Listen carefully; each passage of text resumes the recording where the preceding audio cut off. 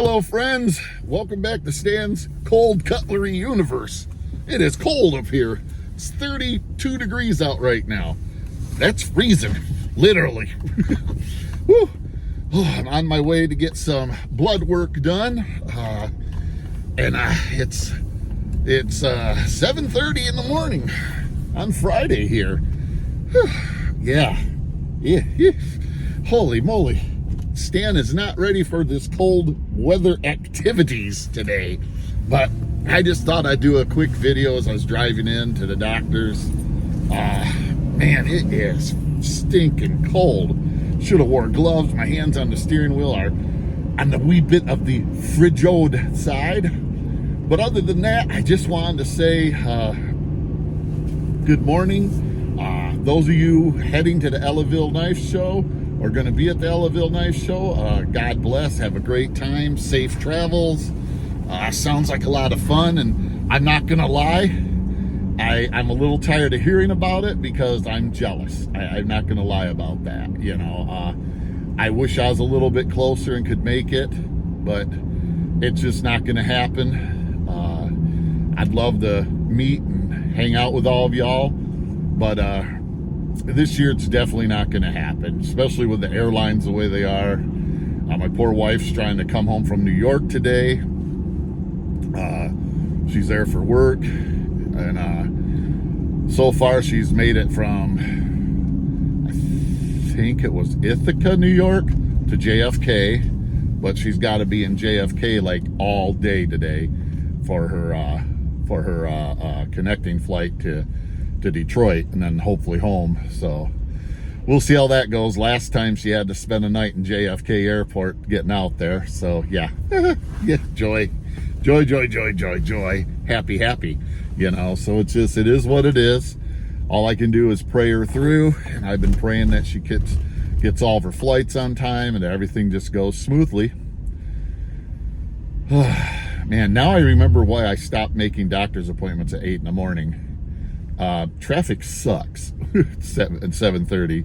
All these people that live way out in BFE, that's got to go by me, because I'm just a about normal drive. I'm about 20 minutes from town. That's a normal drive. Today probably gonna take me longer because of traffic, but you know, I forgot about all this when you got all this traffic, how long it takes for people to get through. And got a four-way stop sign right here, and people do not know how to do four-way stop signs, especially, and this is gonna sound derogatory, but especially when a lot of them are teenagers. Teenagers are scared at four-way stop signs, and the high school is just off to that way to my left there. And you know, so all the kids driving to that, and they either are not trained properly in driver's ed, which is now we have to pay for your kids to go through driver's ed. It used to be something that the school teachers did in the summer, and I think my parents had to pay like a little bit of something, but it's not like it is nowadays where you got to pay. You know, now it's people that's what they do year round, you know. In fact, I got to tell you about this story. This is no joke. I was working for AT&T at the time, and I was driving back from somewhere.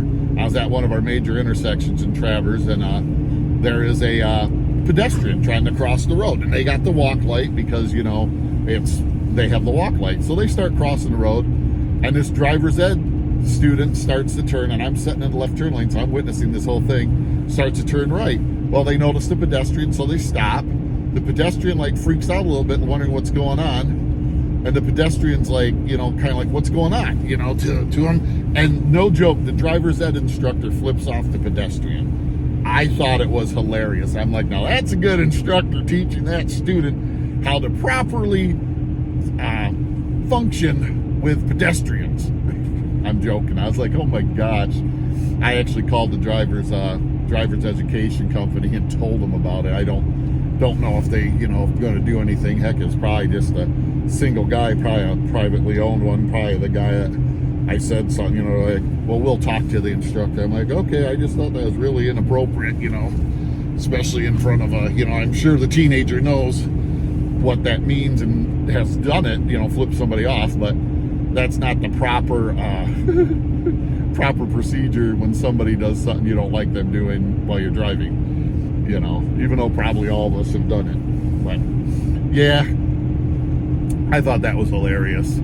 I just wanted to get on here to ramble a little bit, chat about, you know, going into work. And man, I really wish these guys that tow trailers would learn how to properly balance a trailer, and if they're going to have one that's really tongue heavy, adjust their headlights so that they're like not right up in your face. Because man, some of these trucks already, their headlights are super bright, but then when they're angled up in your face, and I deal with, I can't remember the word, there's a word to where like your eyes are super sensitive to headlights and stuff, and movement. Well, and I deal with that from my neck problem. So I have if it was dark out, I'd probably already be pulling over and barfing. Since it's a little bit light, it's not quite as bad, but I deal with it literally makes me sick, makes me nauseous, gives me headaches. But there is a word for it. I can't remember what it is, and it's not photosensitive or anything. It's a word about exactly what I'm talking about. I can't remember what it's called. It's a medical word, but no big deal. I don't even know if y'all even care to know that. Probably not, because honestly, I don't even know why I said it, other than I just wanted to explain if I'm getting this weird look on my face from time to time. But yeah, man, I am not ready for winter. I'm really kind of down on myself. I had a beautiful summer to do projects. Didn't get a ton of rain, just got a nice amount to keep, you know, the plants going good. And I had a perfect summer to get projects done. And because of laziness, I didn't get them done. And also, you know, lack of proper planning. What I mean by that is, you know, funds. I spent too much on knives. I'm not going to lie.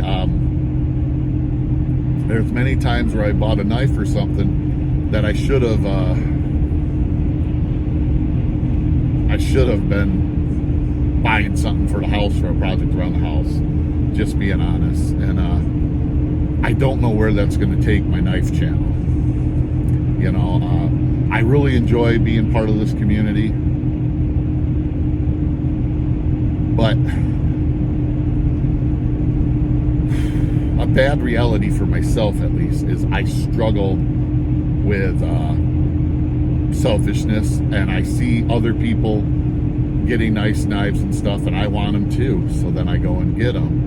And I also struggle, you know, like I said, with selfishness. It's hard for me to sell stuff. I don't want to sell stuff. I give props to people like Bubba and others that have, you know, sold knives and stuff for the betterment of their family, you know, and to be able to get the knives that they more want at this period.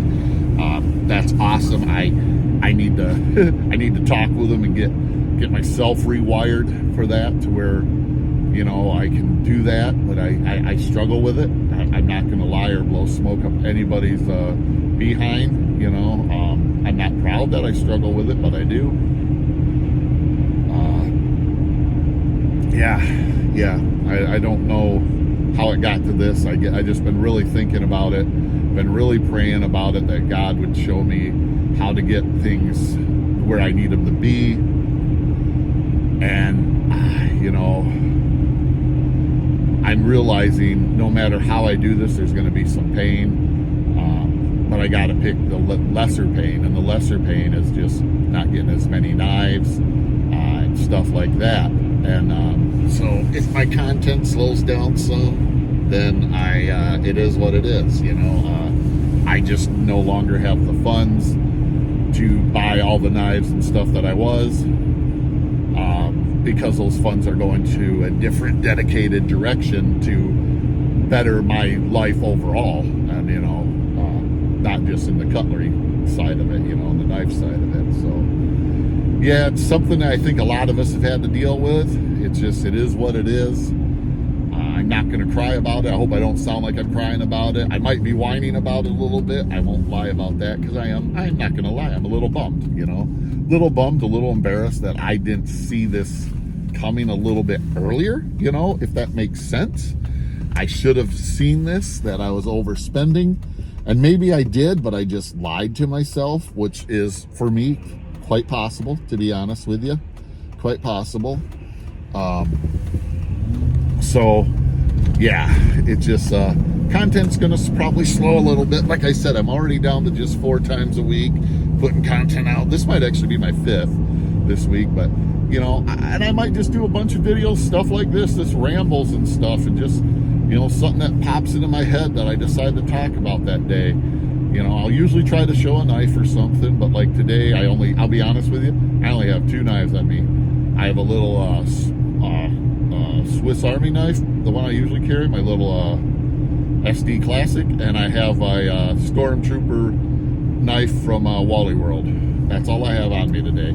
I didn't need to get loaded for bear. I mean, I'm just heading into town. I have multiple knives in the car here, the truck here, bourbon, whatever it is, and you know, so I felt I was good to go. I just have a little mini flashlight on me, but I have my big mag light in the back, so I felt I was good because I'm in kind of my mobile EDC bag right here, you know, in my truck, and so I ain't too worried about it. But yeah, I just things are changing in my universe right now. I'm realizing I got some things that I screwed up on getting done that I need to now focus on and change a few things, you know. So maybe you get some videos of me, you know, replacing and doing stuff around the house. You know, I am definitely not a carpenter.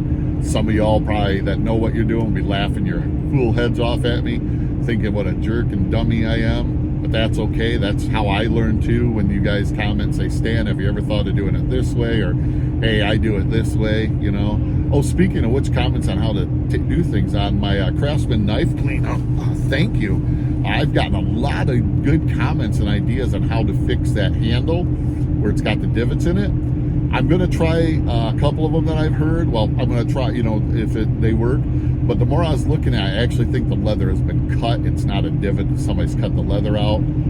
So I'm going to actually get it under a magnifier and take a look. And if it's actually cut, I'm just going to clean it and put some more Needs foot oil on it and just wax it probably just to preserve it and just call it good and just, you know, let it be, because I'm not going to make the leather grow. You know, so it's just sometimes it is what it is. You know, let it be a knife. You know, show some of its age and character.